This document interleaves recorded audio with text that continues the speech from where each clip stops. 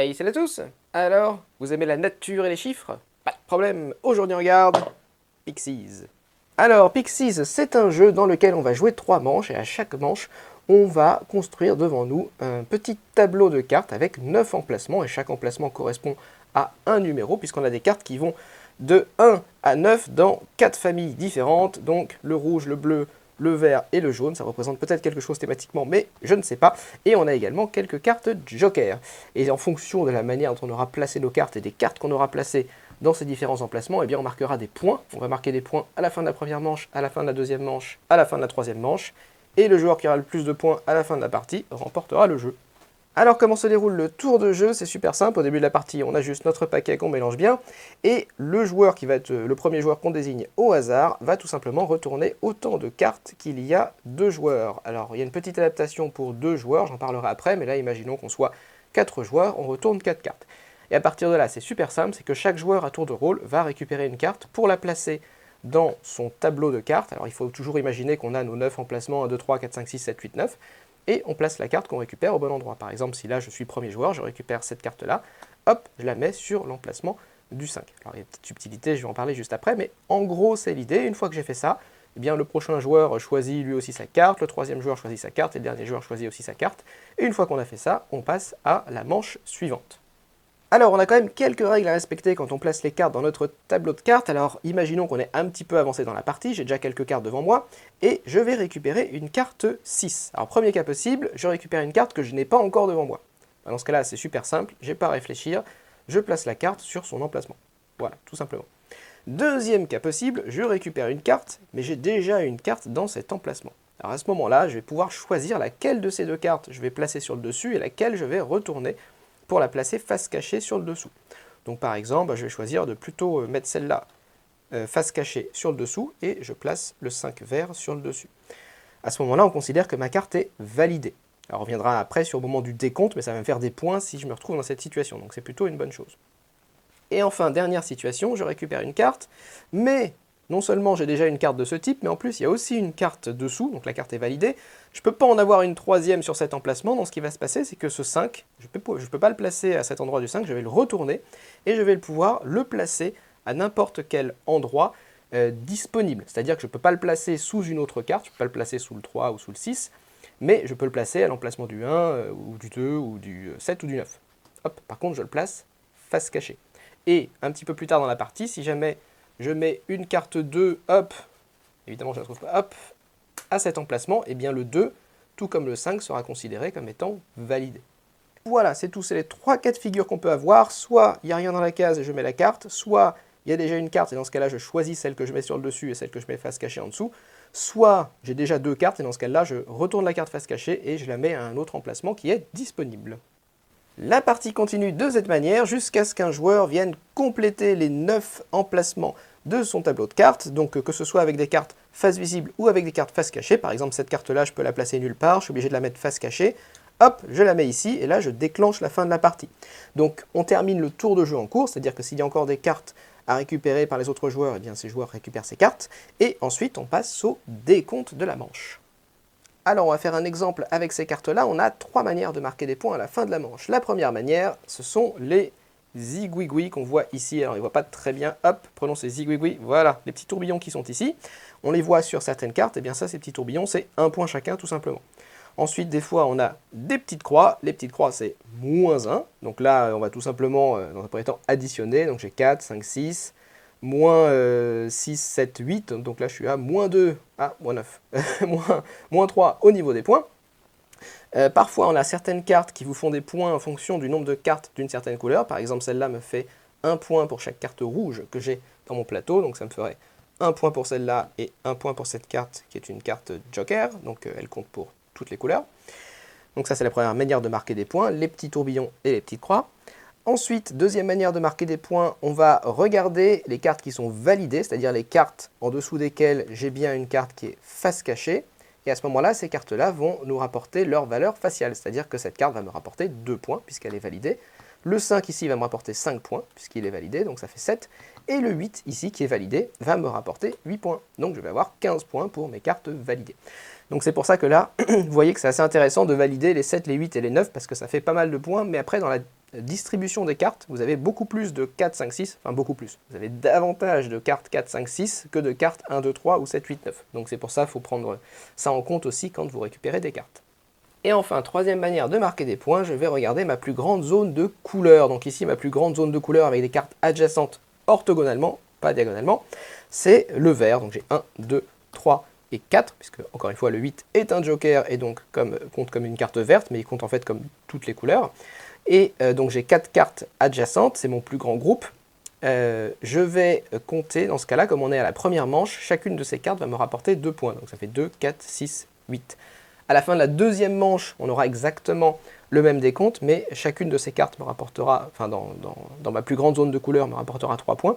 Et à la fin de la troisième manche, chaque carte dans ma plus grande zone de couleur me rapportera 4 points. Donc ça permet, si on fait un mauvais démarrage, de se refaire au fur et à mesure des manches.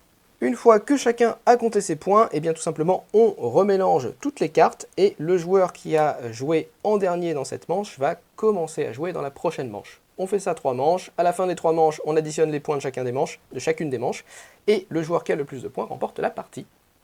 Petite subtilité dans le jeu à 2 joueurs, on va révéler 4 cartes, et en fait on va récupérer 2 cartes par manche, c'est-à-dire que si je commence à jouer, je récupère cette carte, mon adversaire récupère celle-là, puis je récupère celle-là, et ensuite il récupère celle-là.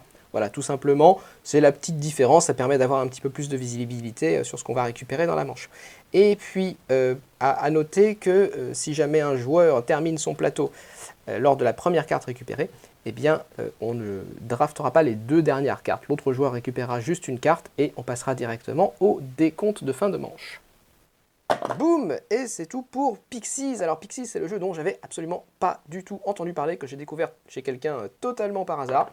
Et j'ai trouvé ça extrêmement sympa. Alors j'ai eu pas mal de critiques, hein. Le jeu n'est pas forcément très bien vu par tout le monde, il y a des côtés qui plaisent un petit peu moins, mais moi je suis plutôt favorablement impressionné par le jeu, enfin impressionné peut-être pas, mais en tout cas je trouve ça vraiment très chouette. Alors d'abord, juste au niveau du matériel pour commencer, bon bah c'est Bombix, donc Bombix c'est toujours extrêmement qualitatif ce qu'ils font, hein. C'est les petites boîtes, les cartes de très bonne qualité, la règle, aucun problème, les illustrations, alors ça, on aime ou on n'aime pas, mais bon, chez Bombix, il y a toujours des choix graphiques qui sont très tranchés, hein.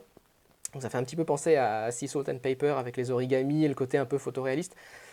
Bon, là, c'est pareil, on dirait presque des vraies petites créatures qui sont dans la nature. C'est un peu perturbant. Je ne suis pas extrêmement fan, mais en tout cas, ça donne une vraie personnalité au jeu. C'est assez particulier.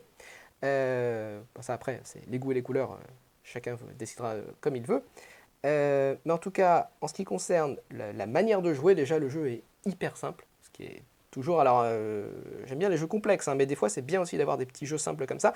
Mais il est simple, mais encore une fois, il n'est pas simpliste, puisque vous avez quand même plusieurs manières de scorer les points. Alors, le jeu n'est pas vraiment révolutionnaire, hein. Il y a plein de jeux qui existent un petit peu dans ce genre-là, où on construit son tableau en fonction de ce qu'on a mis, ça nous fait des points.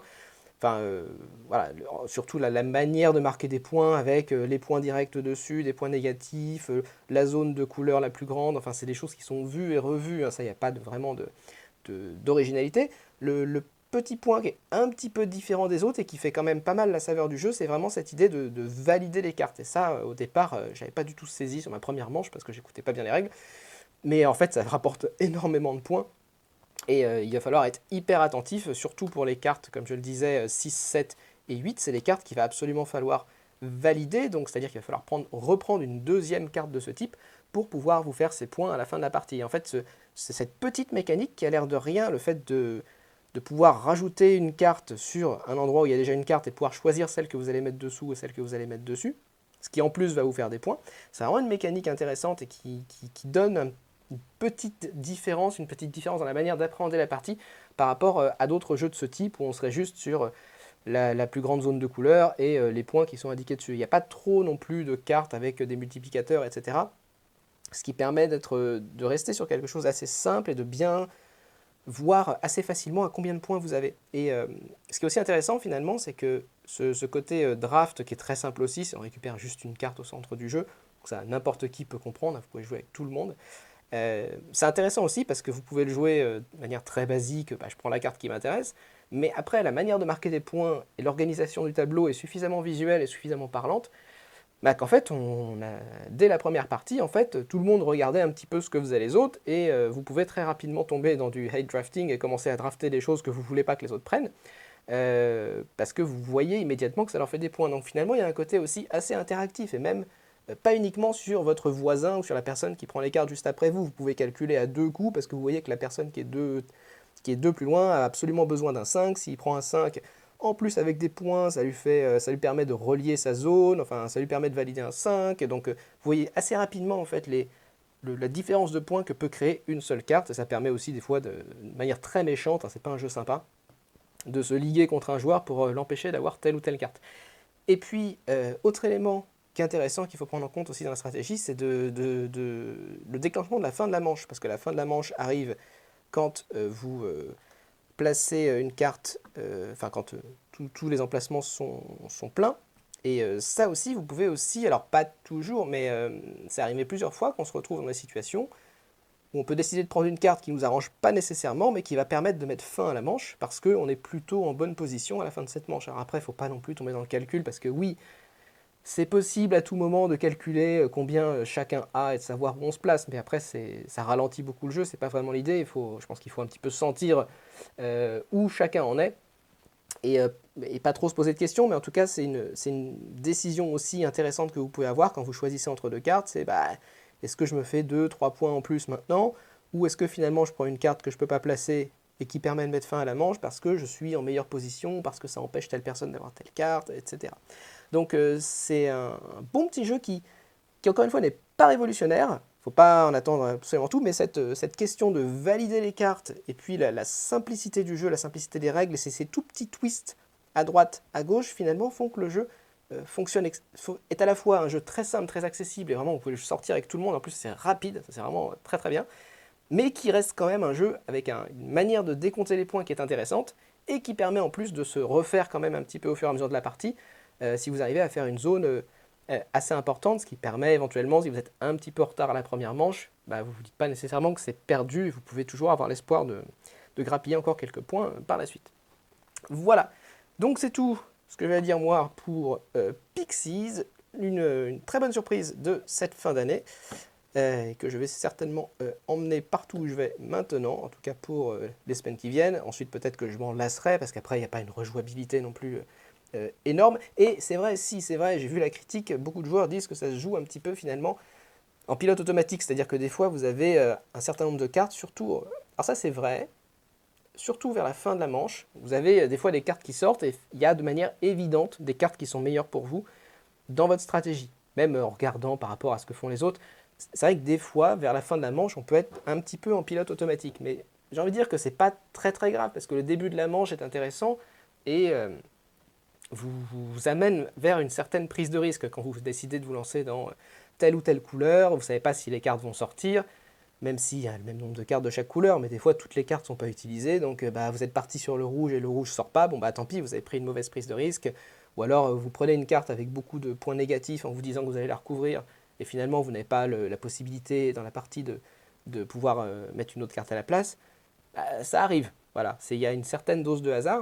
Ça me fait un petit peu penser finalement, et même dans les critiques que je vois, à des jeux un peu plus anciens, comme des jeux comme la belote ou des jeux de pli, dans lesquels finalement, au début d'une manche de belote, on a une certaine liberté sur ce qu'on va faire, et puis plus la manche progresse, moins finalement on a de liberté, et des fois, souvent les 2 derniers plis d'une manche, la belote à la manie ou plein de jeux comme ça, sont un petit peu, bon allez hop, on sait qui va faire les 2 derniers plis, on sait de quelle manière ça va se passer, même si des fois on a toujours un petit frisson que quelqu'un ait gardé un atout dans sa manche, ou que quelqu'un est là, c'est qu'il ait réussi à ne pas le jouer pour l'instant, enfin voilà. Il y a toujours un petit frisson de la surprise, mais c'est vrai que ça me fait un petit peu penser à ce type de jeu, où finalement sur les derniers tours d'un jeu de plis, souvent il y a un petit peu moins de doute sur ce qui va se passer, un petit peu moins d'incertitude, que sur le début de la partie, c'est un peu plus fermé. Ouais, c'est vrai, c'est un petit peu comme ça, mais finalement, pour le type de jeu que c'est, qui est vraiment un type de jeu d'apéro, un truc où on joue juste avant de manger ou pour finir une soirée jeu, franchement, c'est pas du tout important, et c'est pas quelque chose qui me gêne, en tout cas absolument pas. Donc même s'il y a un petit côté parfois automatique ou des cartes qui sont plus évidentes que d'autres, oui, mais ça va aussi avec le fait que le jeu soit extrêmement simple. Voilà, c'est tout en tout cas pour moi pour Pixies. N'hésitez pas à laisser un commentaire, à mettre un pouce vers le haut, à vous abonner. Et moi je vous retrouve la prochaine fois. Salut!